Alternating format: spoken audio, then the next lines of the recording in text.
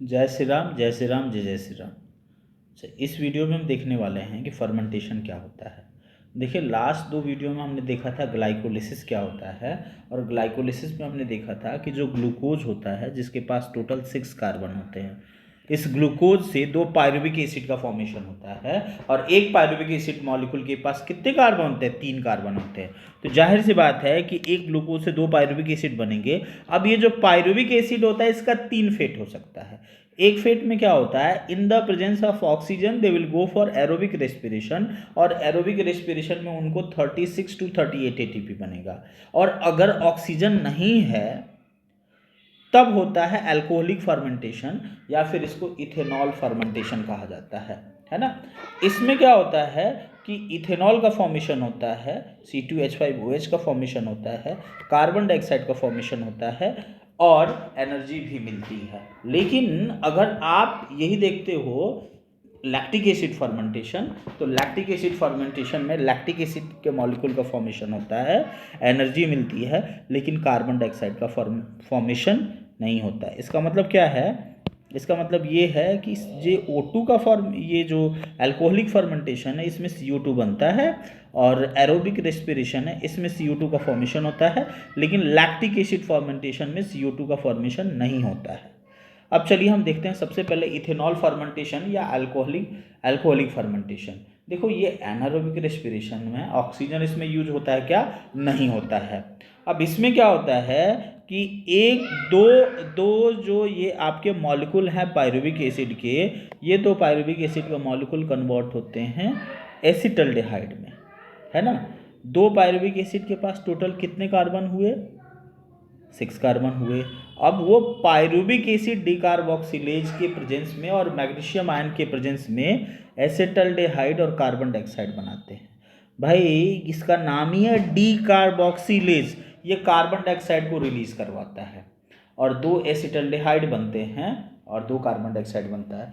भाई, एक 2 एसिटल्डेहाइड में, एक एसिटल्डेहाइड में 2 कार्बन, तो 2 एसिटल्डेहाइड में 4 कार्बन, और फिर 2 कार्बन डाइऑक्साइड के कार्बन, 6 दोनों तरफ हो गए ना। हाँ, फिर ये जो एसिटल्डेहाइड होता है NADH के प्रेजेंस में, और अल्कोहल डिहाइड्रोजनेज और जिंक आयन के प्रेजेंस में ये बनाता है इथेनॉल। इथेनॉल 2 इथेनॉल के मॉलिक्यूल बनाता है, और ये जो NADH है ये ऑक्सीडाइज होकर के NAD में कन्वर्ट हो जाता है। तो भाई, अगर आप ग्लूकोज से लेकर के इथेनॉल की पूरी जो आप यात्रा देखोगे, तो इसमें क्या है कि ग्लूकोज से क्या बना? 2 पायरुविक एसिड बने, उसमें 2 NADH बने थे और 2 ATP हमारे पास था। वो 2 NADH जो है ये अल्कोहलिक फर्मेंटेशन में यूज हो गया, है ना। अल्कोहलिक फर्मेंटेशन का ये जो सेकंड स्टेप है, जिसमें एसिटल्डेहाइड जो है, एसिटल्डेहाइड से इथाइल अल्कोहल का फॉर्मेशन हो रहा है, इसमें 2 NADH ऑक्सीडाइज होकर के यूज हो गया। फाइन। फिर बात करते हैं, अच्छा, ये जो इथाइल अल्कोहल का फॉर्मेशन है ना, ये प्रोकैरियोट कर सकते हैं क्या? बिल्कुल कर सकते हैं। यूकैरियोट कर सकते हैं क्या? यूकैरियोट कर सकते हैं, कुछ ईस्ट कर सकते हैं। अच्छा, एक और इंटरेस्टिंग फैक्ट है कि अगर जैसे माइक्रो ऑर्गेनिज्म कहीं इथाइल अल्कोहल का फॉर्मेशन कर रहे हैं, तो देखिए इथाइल अल्कोहल क्या होता है कि माइक्रो ऑर्गेनिजम्स जो होते हैं ना, उनके अंदर के प्रोटीन को डीनेचर करके उनको किल कर देता है।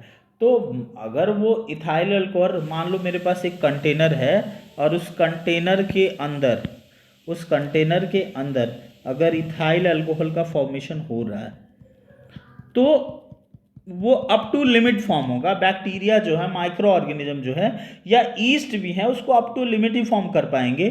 उसके बाद से क्या होता है कि यही इथाइल अल्कोहल उनको किल कर देता है, उनके प्रोटीन्स को डीनेचर करके उनको किल कर देता है। अब जो ईस्ट है, हमारे ईस्ट जो हैं, ईस्ट मैक्सिमम 13% तक फर्मेंटेशन कर सकते हैं।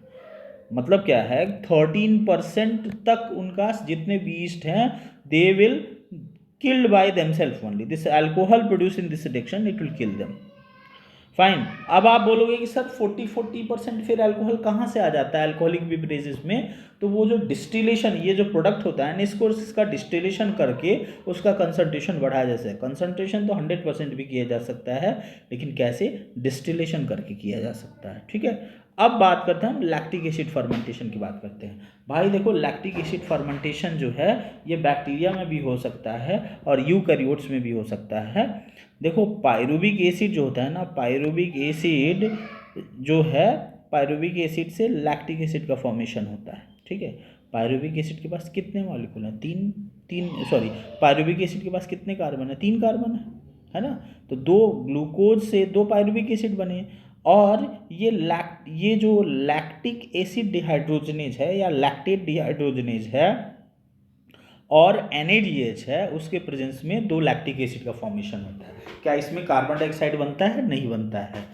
लैक्टिक एसिड डिहाइड्रोजनेज के एक्शन के लिए यहाँ पे जिंक आयन चाहिए और फ्लेविन मोनोन्यूक्लियोटाइड भी चाहिए, एज ए कोफैक्टर चाहिए, और NADH तो यूज होता ही होता है। ठीक है।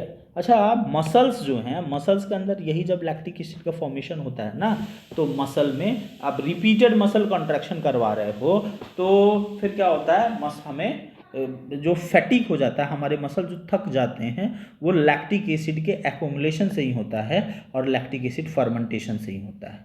तो क्या लैक्टिक एसिड फर्मेंटेशन सिर्फ प्रोकैरियोट में नहीं होता है? नहीं, यूकैरियोट में भी होता है लैक्टिक एसिड फर्मेंटेशन। अब क्या है कि आपके एक बहुत ही इंपॉर्टेंट पॉइंट आप जान लीजिए, नीट में भी आ चुका है कि जो एनारोबिक रेस्पिरेशन होता है, चाहे लैक्टिक एसिड फर्मेंटेशन है या इथेनॉल फर्मेंटेशन है, इसमें भाई ग्लूकोज की सिर्फ 7% एनर्जी ही रिलीज हो पाती है। फुल एनर्जी रिलीज करवाना है तो आपको एरोबिक रेस्पिरेशन करवाना होगा। ठीक है। फिर आपसे पूछा जाए कि कार्बन डाइऑक्साइड क्या दोनों सारे टाइप के फर्मेंटेशन में प्रोड्यूस होता है? नहीं, वो सिर्फ अल्कोहलिक फर्मेंटेशन में प्रोड्यूस होता है। ठीक है। और अगर आपसे पूछा जाए कितने एटीपी गेन होते हैं, तो भाई देखो वही वही बात है यहाँ पर।